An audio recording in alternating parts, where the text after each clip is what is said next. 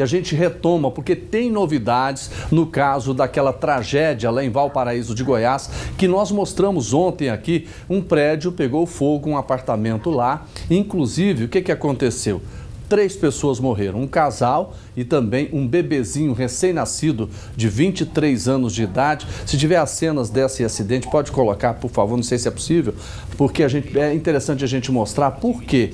Porque as chamas, gente, tomaram conta desse prédio lá e o que acontece? Aí, para tentar fugir desse incêndio, as pessoas pularam. O pai e a mãe dessa criancinha acabaram pulando juntamente com o bebê. Só que pularam para a morte, infelizmente, perderam a vida. E é claro que está sendo feito todo um trabalho. Aí você vê as imagens, olha que tristeza o que aconteceu lá em Valparaíso de Goiás. Foi nesse apartamento, no 7º andar, que aconteceu essa tragédia. Pegou fogo e esse casal, na tentativa de escapar das chamas, né, pulou desse 7º andar e infelizmente perderam a vida. Junto com esse casal, junto com o Luiz Evaldo, a Graciane Rosa, estava o Léo Oliveira, um bebezinho de apenas 23 dias, recém-nascido, infelizmente uma tragédia. Bom, agora está sendo feito aquele trabalho de investigação para saber o que realmente pode ter provocado esse incêndio, não é isso? Por isso nós vamos conversar agora com o Antônio Carlos Chaves, que é o superintendente adjunto da Polícia Técnico-Científica aqui de Goiás, para saber as últimas informações desse caso. Superintendente, boa tarde para o senhor, seja bem-vindo. Boa tarde, à disposição aqui de vocês e dos ouvintes. O que a perícia conseguiu levantar até agora, superintendente? Até o momento, a equipe se deslocou para o local após o acidente, começou a fazer o levantamento. Então, a equipe pericial ela tenta descobrir o foco do incêndio, a marcha das chamas, fazer todo o levantamento para poder se chegar numa causa técnica do acidente. No momento que ela estava desempenhando, né, lá o pessoal, a engenharia do próprio prédio, ergueu um drone e verificou que tinha uma laje que estava abalada, porque a construção desse prédio ela é feita com blocos de concreto, então ela é uma de estrutura de blocos. Então esse tipo de construção bloco estrutural, ela é mais suscetível às chamas, sabe, ao incêndio. Então abalou a estrutura. Então houve-se o risco até de uma laje desabar, alguma coisa assim, tanto é que evacuaram o prédio.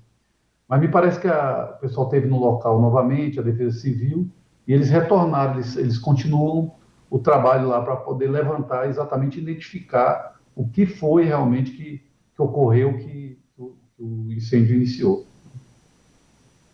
Aventou-se aquela possibilidade de ser vazamento de gás, alguma coisa assim. Mas nós tivemos a informação que estava sendo feito lá um trabalho de impermeabilização lá.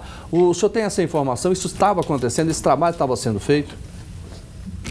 Sim, a questão do vazamento de gás é a primeira suspeita, né? Todo apartamento que incendeia é a primeira suspeita, principalmente canalização. Mas é fato que também depois das chamas já terem atingido, ela também chega na tubulação e acaba ocorrendo vazamentos que alimentam ainda mais. Então, talvez, apesar do pessoal achar que às vezes é o próprio gás, mas não é. Talvez ele simplesmente alimentou as chamas depois de ter iniciado. Então, tem que chegar no ponto qual é o agente ígneo, onde começou. E tem uma informação de que realmente estava sendo feito um serviço de impermeabilização do sofá da sala, né? E que foi no momento dessa impermeabilização, a gente sabe que utilizam alguns produtos que provavelmente possuem acelerantes, como combustíveis, alguma coisa. E esse tempo é muito favorável à formação de fagulhas de todos os tipos, né? Porque é um tempo com muito baixa umidade, então tem que se redobrar a atenção, inclusive, em todos os apartamentos, todas as unidades, né? No estado inteiro que está nessa situação. Então, acredito que pode ser uma das hipóteses ter iniciado as chamas, mas a perícia, a equipe pericial está no local justamente para poder verificar e determinar onde iniciou. Tinha alguém lá fazendo esse serviço, é isso? Exatamente, tinha alguém lá fazendo esse serviço. Ele saiu realmente também saiu com lesões, e parece que uma senhora também estava junto, acho que a mãe da vítima, pelo que me informam aqui, também ele conseguiu retirá-la de lá de dentro. A pergunta que a gente faz, né, superintendente, é o seguinte, como eles conseguiram sair, essa pessoa e essa senhora, mas o casal e a criança não? Eles estavam em cômodos diferentes? Exatamente, é isso que a perícia está levantando isso. Provavelmente pode ter ocorrido, né? Ele está na sala, a porta da saída está logo em seguida. E, de repente, os outros estavam em dependências mais para dentro. E, de repente, quando a chama tomou conta de uma forma muito rápida, ele conseguiu evadir, mas não conseguiu. Ele conseguiu tirar uma pessoa ainda, mas não conseguiu retirar o restante, né, dos ocupantes, que seria o casal e o bebê. É possível determinar, via essa perícia da Polícia Técnico-Científica, se esse casal estava na sala, estava no quarto? É possível isso? Porque pode, talvez até por testemunhas? Exatamente. É mais complicado porque, como o casal veio a óbito, infelizmente, e nós não temos, né, assim, a não ser por testemunha, mas pela marcha das chamas, porque tem como a equipe pericial verificar onde pegou mais fogo, qual foi as dependências que tiveram mais a incidência das chamas.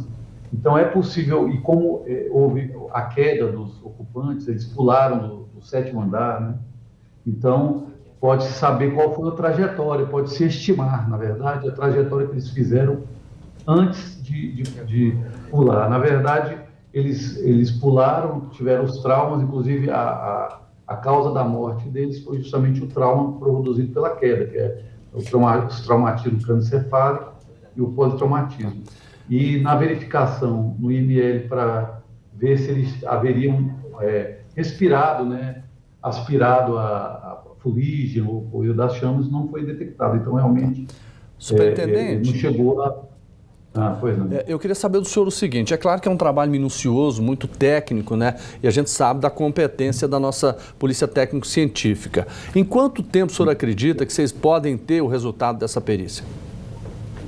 Olha, vai depender muito dos elementos que os peritos levantarem, né? Eles estão lá no local, eles retornaram, eles tiveram que suspender os trabalhos e retornaram há pouco tempo. Eles têm 10 dias para poder emitir um laudo conclusivo, né? Ou eles podem pedir a prorrogação, então depende muito. Eu acredito que, se não tiver maiores complexidades nesse caso e for fácil a detecção da causa ígnea, da causa inicial, acredito que em poucos dias, até no máximo 10 dias, nós vamos ter a conclusão desse laudo. Agora, se for mais complexo, nós passamos aí para estimar em 30 dias aí, a conclusão do laudo. Tá certo. Superintendente, a gente quer, inclusive, já deixar o convite para o senhor, assim que terminar a perícia, para que a Polícia Técnico-Científica possa participar aqui do nosso programa, para a gente informar ao nosso telespectador o resultado desse trabalho de vocês, porque ainda tem muitas dúvidas e a gente quer clarear tudo isso aí. Muito obrigado ao senhor Antônio Carlos Chaves, superintendente adjunto da Polícia Técnico-Científica em Goiás. Um abraço para o senhor. Abraço, eu que agradeço, estamos à disposição aqui. Tá certo. Muito obrigado.